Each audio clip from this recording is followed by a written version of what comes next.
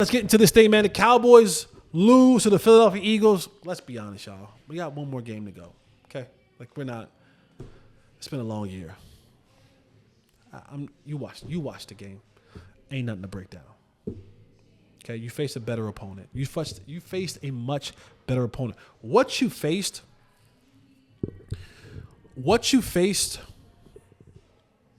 is what you dream about being, Cowboy fans, Cowboy Nation. You faced a team that says, how can we improve by any means necessary? How can we get better by any means necessary? How can we go from point A to point B by any means necessary? Not thinking about salary caps and thinking about, oh, no. Football is played by football players. Football games are won by the better football players. Teams should be built with the best football players at those positions.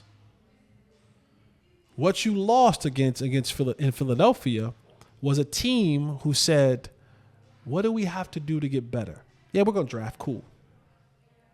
But we're going to trade. We're going to draft Devontae, and we're going to go get A.J. Brown. Okay? Oh, okay, cool. We need to really – oh, Saquon Barkley's out there. He's the best available free agent that we can get to – go get him. Pay him what he wants. We're going to draft guys like Mitchell. We're going to put guys on his front line. We're going to keep the cupboard restocked. What you lost to is who you want to be. You have a picture of what it looks like, how it's done. All across the league really shows you this, but you just lost to a superior team in every way. In every way. Like, they went to their third string quarterback, didn't miss a beat, and still beat you 41-7. That third string quarterback came in there and threw 1.5 touchdowns, really. He should have had one to Devontae, but Devontae slowed down and got tackled at the 1 yard line. I mean, and then they just said, okay, we'll just give it to Saquon over and over and over and over, and they bludgeoned you with the best running back in the game. Your best defender, he was neutralized going up against the best offensive line in the league. Don't worry. Mulata, we're cool. Hey, Becton, I know the Jets said that you were done and you were washed and you were a bust and all that. Come on. Ain't no way 6'8", 355 pounds with athletic ability going to be a bust. Come on. Go sit right next to Lane Johnson. Learn a thing or two. Oh, cool. We got rid of Travis Kelce, but right in the pocket. Sorry, Jason Kelce, not Travis Kelce. Travis is in. We got rid of the Jason Kelce, retired. Cool. Don't worry about it. Cam Jurgens, come on in. Come on. Yeah, you're not Jason, but you get it. We're gonna just keep the party moving. And you got dog walked. It's okay. Season's almost over anyway. But just to highlight a few things I want to highlight from that game. Rico Dowdle hit 1,000 yards. And congratulations to Rico. I don't want to poo-poo on Rico's parade. Congratulations to Rico, the first back in Cowboys football history to reach 1,000 yards who was undrafted. That's what Rico did. So Rico goes down in Cowboys history. Now you think back on it, you know, so sometimes you want to say like, oh man, that's a great. It really was only like Emmitt Smith's really the only like real back. Like you think about and like it wasn't like there was a button. No, I'm talking bad about my friends, but hey, they know what the deal is. Like Marion Barber wasn't a great back. He was good. It was good. Tashard wasn't a great back. He was good. Felix wasn't a great back. It was good. I mean, you got Troy Hambrick. You got James. What's his name? Not James Jones. Julius Jones. You got Julius Jones. Who else you had before that? You had Zeke. You had DeMarco. Like you had some. Those guys were great seasons, individual seasons. They had a good run. They had good. They weren't historic backs. Like Zeke won't go down as one of the most historic backs in the league. He'll say he had a good run. DeMarco had a good season or two. But they won't get talked about in the pantheon of Emmett's, of Adrian Peterson's of the world, of Terrell Davis's of the world. Those conversations. Yeah. But Rico, I think what he showed you this year, he upped his status a little bit. Rico is a guy who's looking for a chance. Injuries have but injuries were the things that hampered him in the past. He just couldn't get healthy, couldn't stay healthy. And so because of that, you drafted around him and over him. And, of course, Zeke was there. And then you had Tony Pollard. And the chances weren't really there like he wanted them to be. Finally, after all the teeth pulling in the beginning of the year, 8 carries here, 6 carries here, the magical sick game, which is crazy. Still wild to me. We need a 30 for 30 on that. We need a 30 for 30 on the flu game. Not the Michael Jordan flu game, the Rico Dowdle. I want a 30 for 30 on the Rico Dowdle flu game. But a great accomplishment. And I think that adds a little bit to, if you're a running back, the goal is to get to 1,000 yards. Now, in a 17-game season, not really hard to get. I'm just being honest with y'all, man. When you do, I did the math. Let me just make sure so I don't look like a crazy fool. You need 58 yards a game, right? Like, you take 1,000 and you divide that by 17, you need 58.8 yards a game. Like, that's how you get to 1,000 yards. So when you think about it, 58 yards.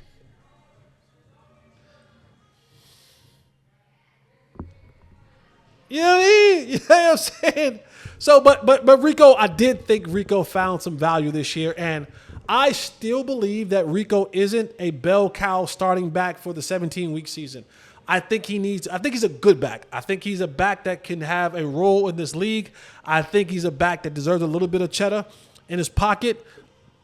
He's still not my number one. He needs to be paired with someone else. He runs hard. He runs physical. Doesn't have the breakaway speed. Doesn't have the looseness. Doesn't have the shiftiness where he's making guys miss. He's bouncing things. He's bouncing over 2 and 3 holes and changing courses of fields and all. So he doesn't have, and then he doesn't score touchdowns. Like, let's be honest. It's 1 touchdown all year. It's 1 touchdown. So you want, like, all right, if you don't have the home run, like, at least we can count on you on the goal line. Like, there's still moments in this season where they still give the ball to Zeke and during the goal line. So if you had 1,000 yards and maybe 10, 12 touchdowns, like I'll give you an example, like Cook in Buffalo, not the Cook that we got, the little brother, it's 14 touchdowns. There's value to that. There's value to you scoring 14 times in a season. That's dependability. That's a scoring that we need. So congrats to Rico. Another person that I want to give a congrats to, and I was half-heartedly joking about it, but the more I thought about it, I might throw CeeDee Lamb an MVP vote or two. Let me tell you why. Because I know we say, hey, Joe Burrow, while he's not winning, many games and his defense is doing this, Joe Burrow is playing the numbers are there. And I'm saying to myself, okay, CeeDee Lamb just gave you 100 catches, 101. He has over 1,000 yards. He has 6 touchdowns. And he had a backup quarterback for half the season. He doesn't have a true number 2 wide receiver opposite of him. Doesn't have a tight end. Doesn't have a running game. It's just him. It's CD and them. You have a mid-play schemer, designer, caller at coach. So even the way that he's being presented to the defense every single week isn't of the elite category. I I said the run game was the run game was mid. Yeah, and he still gave you. Oh, and by the way, he did the last 4 or 5 games with the separated AC joint in the shoulder. Did it hurt? And still gave you that. Imagine if he had the creativity and they were actually running things and scouting things and scheming things up. Imagine if he had a T. Higgins on the opposite side. If he had a Amon-Ra St. Brown on the opposite side. If he had a Addison on the other side. If he had Devontae Smith on the other side. If he had a Tank Dell. Imagine that. Imagine that. If he had a legitimate number 2 threat, we tried to make Brandon Cooks that. I get it. Oh man, we thought Jalen Tolbert. I thought Jalen Tolbert was going to take the step. He didn't. Not Ryan Flournoy, not Jalen Brooks, not Mingo. It's CD and them. Jake Ferguson, when Dak was in, Jake Ferguson was great. Dak went out. He had the concussion. That's another conversation. I think that concussion really messed Jake Ferguson up this year. I do. When a man talking about something, he wakes up and he's crying in the middle of the night because he don't know where he at or what happened. I keep trying to tell y'all, this game takes away more than you're willing to give. I think the game took something from Jake. I do. I just do. That's just my personal opinion. I think something in his heart, in his core, was taken from him. In addition to the quarterback that he's playing with now, just doesn't throw it to the tight end. But if I'm just saying, I'm not saying that CD might get a lot of first place votes, but I might throw CD Lamb a vote or two to see what he did, what the limitations he had. He still was, and again, when the defense know that you don't have anything else, they play to that. And he still was able to go out there and give you 1,000 yards and 100 catches. But, I mean, here we are. This season, I was asked earlier today, if I had to pick one word to what this season was for me, and please leave it in the chat. Leave it in the chat, tweet it to me, whatever. What would you use? What would be your one word that you would use to describe this Cowboys football season? And the word that I used was predictable. It was predictable. Everything that you saw in the offseason, and again, you can fall victim to the hopium, and you can wear the hopium glasses and sniff the hopium or shoot the hopium in your arm or whatever it is. When you looked at this thing from the offseason, the pieces that left, the pieces that were used to return them, the drafting, the guys missing certain portions of the offseason. When you watch training camp, when you watch the preseason, it was predictable. It was predictable. And the injuries didn't help it. And I know that we go back and forth about, with the injuries, it happens. It happens. Look at Detroit. Detroit hasn't stopped rolling, and they got 11, 12 dudes on IR. And not just like Jags, they're dudes. And they just keep rolling. All right, ho hum, let's go. Let's go. Yep, sure. We don't have David Montgomery. We don't have Aiden Hutchinson. We don't have McNeil. We don't have their DB.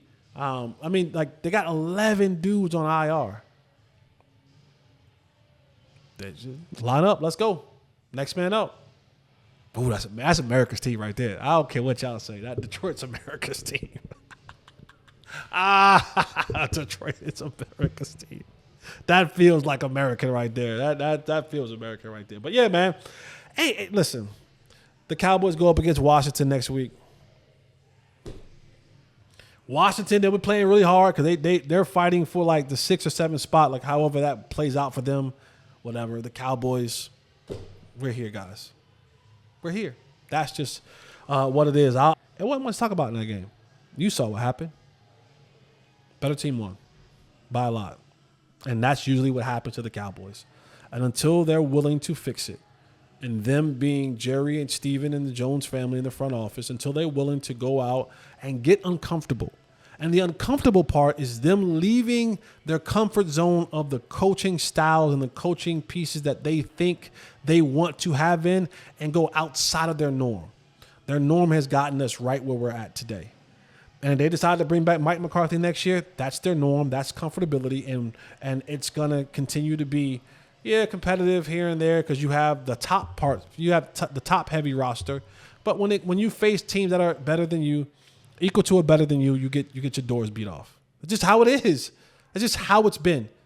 You'll beat the bottom feeders and you'll beat the teams that are meddling around, somewhere around there. But the teams that are equal to or better than you, you lose to those teams. And not only do you lose to those teams, remember I told y'all grandma said go outside, get the switch? The big switch. You better not come back in with that little switch. You get whooped like that. And at some point in time, it has to be, the alarms have to go off. But we'll see what happens. Offseason is quickly approaching, and we'll see what they do. What old Michael from Pittsburgh. We'll talk about more about that